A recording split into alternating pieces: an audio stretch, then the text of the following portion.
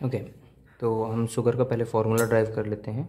ये आपका C12H22O11, ठीक है।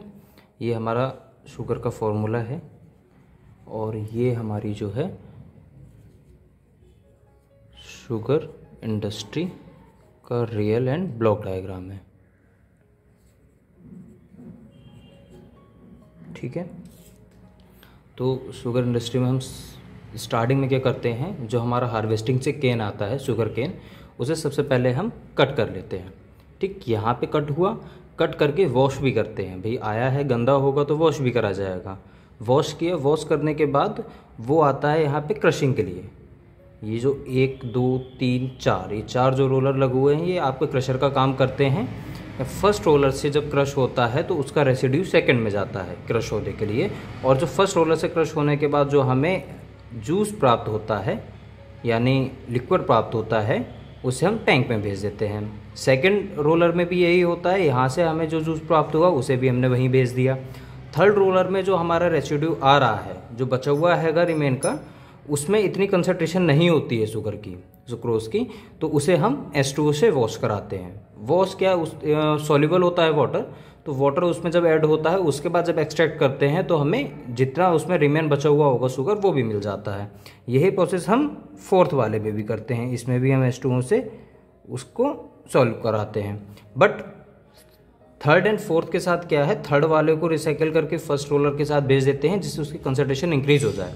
अगर इसे डायरेक्टली हम भेज देंगे तो एवोपरेटर में जाके सारा निकल आएगा वापस, बचेगा क्या हम पे, नथिंग ना। देन हम फोर्थ रोलर का हम रिसाइकिल करके थर्ड रोलर में भेज देते हैं। उसके बाद जो हमें यहाँ से हमने जूस प्राप्त किया, उसे हम ले जाते हैं एक पैन में। एम्प्टी पैन होता है जिसमें एक एजिटेटर लगा हुआ है, स्टीम लाइन लगी हुई है। उसमें जब हम इकट्ठा कर लेते हैं सारा, ये 3 से 4 घंटे का प्रोसेस होता है सारा। 3 से 4 घंटे के प्रोसेस में हमें शुगर मिल जाती है, ठीक। इसमें हमें वॉशिंग के लिए, वॉशिंग कह सकते हैं या उसे प्यूरिफिकेशन कह सकते हैं, प्यूरिफिकेशन राइट वर्ड होगा, तो प्यूरिफिकेशन के लिए हम लाइम का इस्तेमाल करते हैं, CaHPO4 का इस्तेमाल करते हैं और SO2 का इस्तेमाल करते हैं। ये हमारे उसमें जो कार्बनिक अम्ल हो गए, अकार्बनिक लवण और आपके इम्प्योरिटीज़ हो गई, उनके लिए हैंडल करने के लिए लाइम CaHPO4 का इस्तेमाल हो गया, और SO2 आपका उसे कलरलेस करने के लिए हो गया, ठीक है। यहाँ से जब हम उसे ले जाते हैं, चलिए इससे कन्फ्यूज़न होगा आपको, इसे मैं हटा देता हूँ, क्लियर समझना ठीक होगा। यहाँ पे जो सेजमेंट होता है, जो हमारा सेटल्ड हो जाते हैं इम्प्योरिटीज़, तो उसे हम यहाँ इकट्ठा कर लेते हैं, जो हमारा फर्टिलाइज़र का काम करती हैं, ठीक है। और यहाँ से ले जाके हम इसे मल्टी इफेक्ट एवेपोरेटर में ले जाते हैं, ठीक है, जो मिनिमम टेम्परेचर और मिनिमम प्रेशर पे काम करता है, ठीक है। यहाँ से हम क्या करते हैं, जहाँ पे भी एवेपोरेटर यूज़ होने लगता है, उससे क्या मतलब होता है, यानी कि हम कंसंट्रेशन इंक्रीज कर रहे हैं, ठीक है।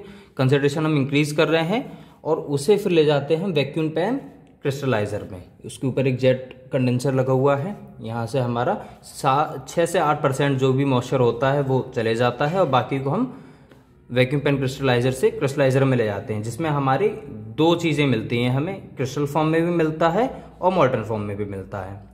उसे हम ले जाते हैं हाई स्पीड बास्केट सेंट्रीफ्यूगल में, जिसमें हम जो मॉल्टन फॉर्म में है वो मदर लिक्विड को एक साइड ले लेते हैं, जो हम बियर बनाने में या आपके शीरा बनाने में इस्तेमाल करते हैं, वो फर्दर प्रोसेस के लिए आगे भेज दिया जाता है, उसके विषय में हम डिस्कस नहीं करेंगे। और जो क्रिस्टल फॉर्म में है उसे हम साइड में सेपरेट कर लेते हैं, जो पैकिंग सेक्शन के लिए भेज दिया जाता है, ठीक है।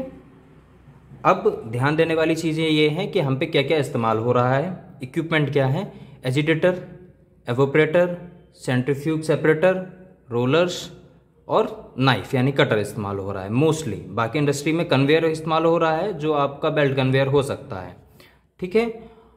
एंड थर्ड थिंग, पंप इस्तेमाल हो रहे हैं, वो सेंट्रीफ्यूगल पंप हो सकते हैं, कांट से कि इंडस्ट्री कौन सा इस्तेमाल करती है, जो उसके लिए इकोनॉमिकल होगा वो वही इस्तेमाल करेगी। पूरे प्रोसेस में हमारे जो बाई प्रोडक्ट बन रहे हैं वो 3 बाई प्रोडक्ट बन रहे हैं। ये है बेगिस यानी खोई, जिसका इस्तेमाल हम फ्यूल के रूप में कर सकते हैं, और पेपर बनाने में भी इसका इस्तेमाल होता है एज अ रो, ओके।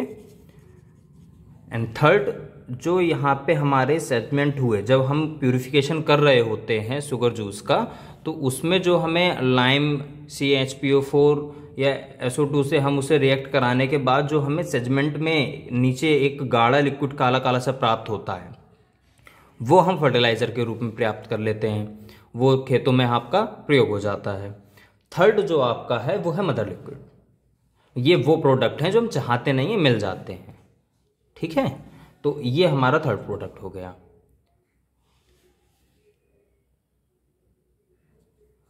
और रही रॉ की बात, तो रॉ में हम केन का इस्तेमाल ज़रूर करते हैं, पर इसकी जगह कुछ और भी प्रोडक्ट्स आते हैं जिनका रॉ में इस्तेमाल कर सकते हैं, बट प्रॉपर शुगर नहीं बनती है उनसे, ठीक है। और यहाँ से जो हमें क्रिस्टल फॉर्म में प्राप्त हो रहे हैं शुगर, उनका इस्तेमाल हम गुड़ बनाने में मोस्टली होता है। भारत में तो गुड़ बनाने में ही होता है ज़्यादातर, और बाकी आपका नॉर्मल क्रिस्टल फॉर्म में जो शुगर बनती है वो मार्केट में चली जाती है, ठीक है। इस वीडियो में इतना ही। आई थिंक ये आपके लिए सफिशिएंट होगी। Thank you. Is it.